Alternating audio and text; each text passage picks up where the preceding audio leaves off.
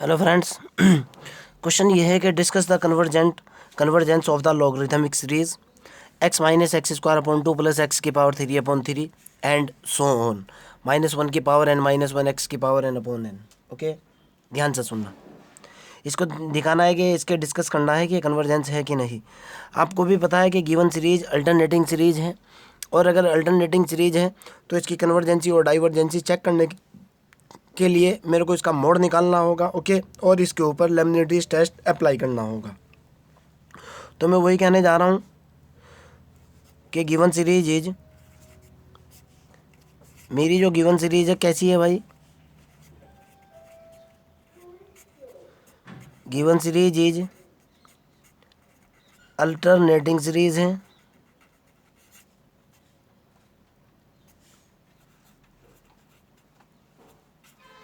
Okay, और मैं ये कह रहा हूँ कि ये मेरी जो सीरीज है, the series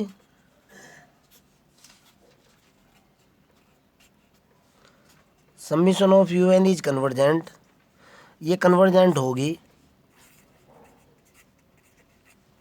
this is very important line, फिर बता रहा हूँ। मैं ये कहना चाह रहा हूँ the series summation of you N is convergent if summation mod of you N is convergent.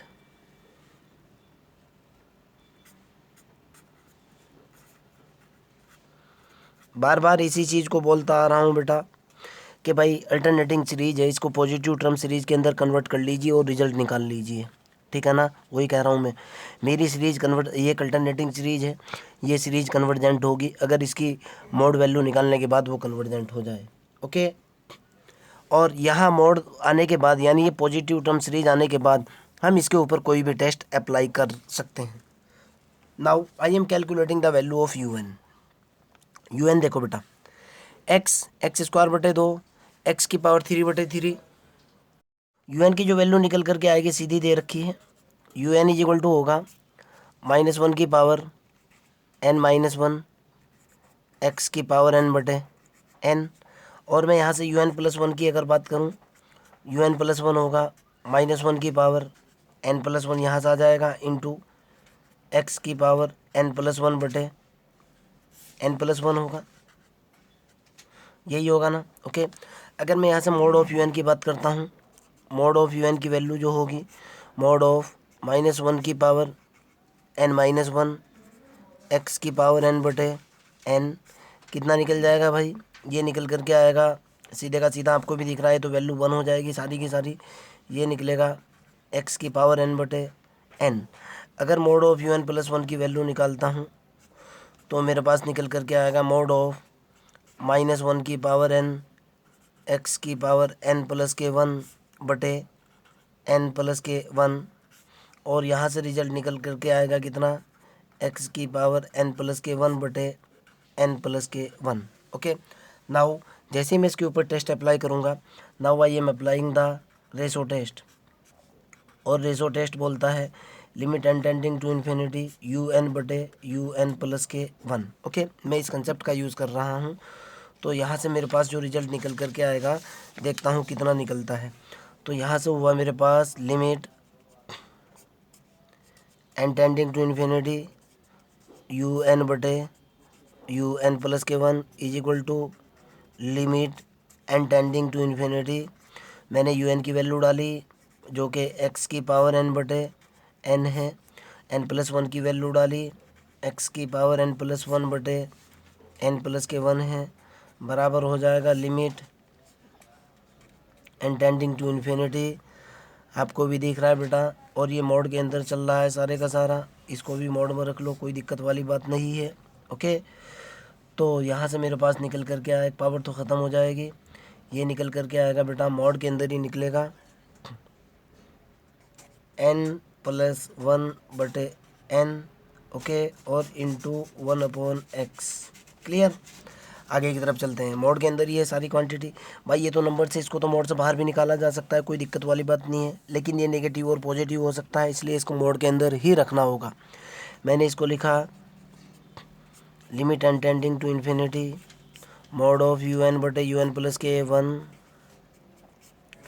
Is equal to limit N tending to infinity इसको क्या लिख सकता हूँ मैं, इसको लिख सकता हूँ 1 प्लस के 1/n इंटू 1/mod(x).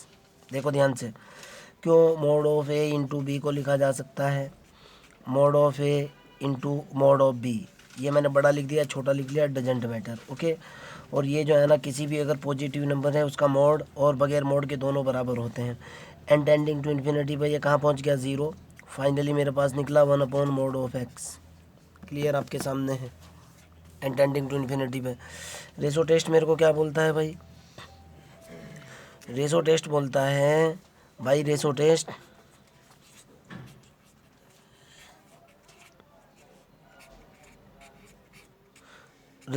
ये बोलता है कि अगर limit and tending to infinity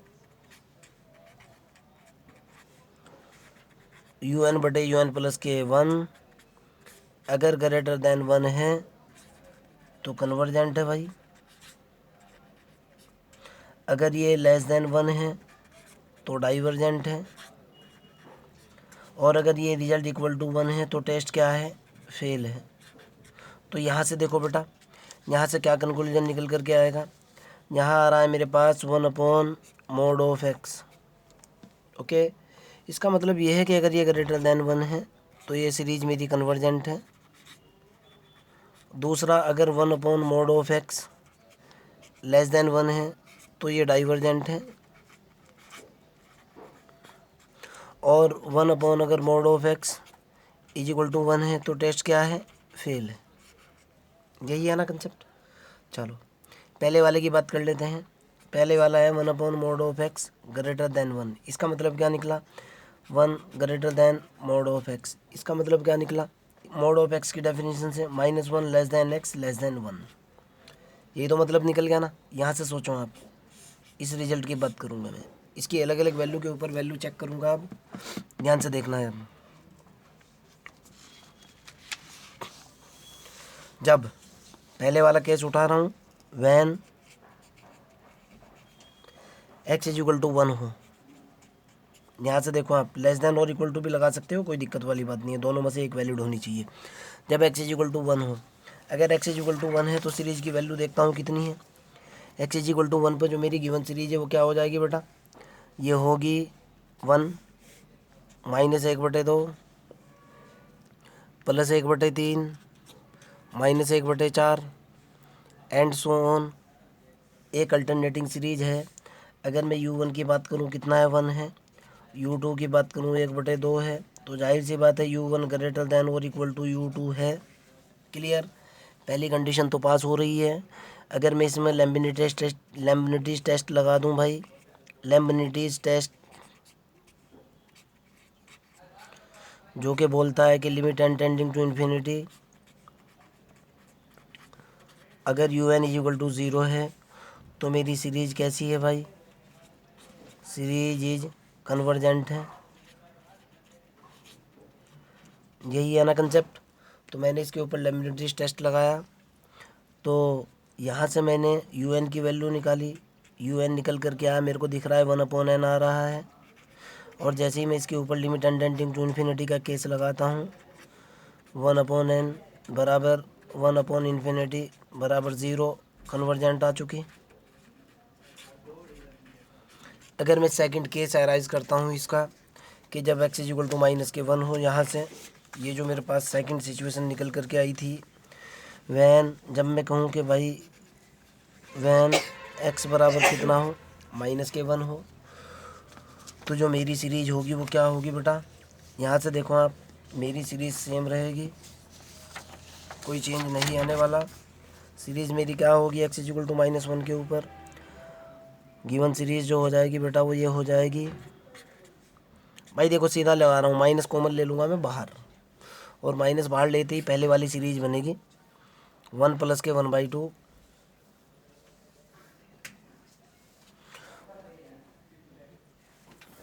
x की वैल्यू माइनस रखी, ये माइनस हुआ, ये प्लस ये माइनस। ओके, ये वैल्यू निकल करके आएगी 1 प्लस के 1/2 प्लस के 1/3 plus 1/4 plus 1/5 and so on. Okay, अब ध्यान से सुनना, अब की बात ये अल्टरनेटिंग सीरीज नहीं है, okay, this is not alternating series.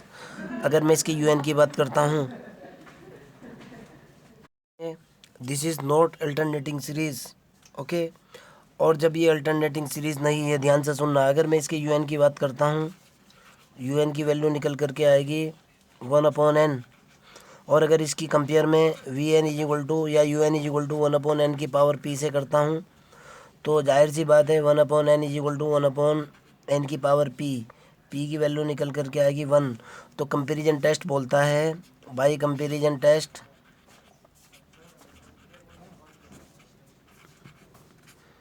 अगर P लेस देन और इक्वल टू 1 है तो मेरी सीरीज कैसी है भाई? सीरीज इज क्या होगी? डाइवर्जेंट होगी।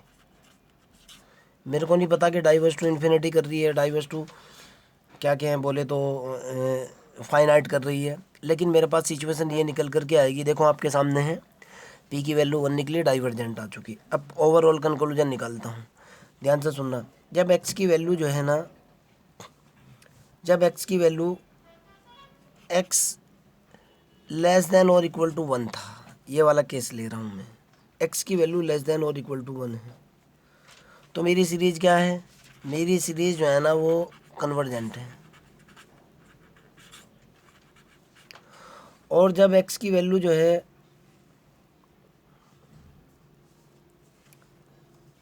-1 से 1 के बीच में है, x की वैल्यू जो है ना मेरे पास जो है -1 से 1 के बीच में है, तो मेरी सीरीज कैसी है? कन्वर्जेंट है। और अगर सीरीज कन्वर्जेंट है तो मैं कह सकता हूँ गिवन सीरीज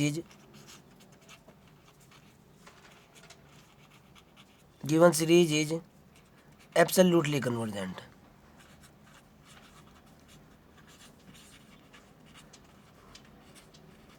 ध्यान से सुनना, मैं आपको फिर से बता रहा हूँ कि भाई अगर ये जो है ना इसके बीच में जो है ना क्या है, आपकी सीरीज कन्वर्जेंट है। और अगर सीरीज कन्वर्जेंट है तो जाहिर सी बात है आपकी सीरीज एब्सोल्युटली कन्वर्जेंट होगी ही होगी। आप कहोगे कैसे?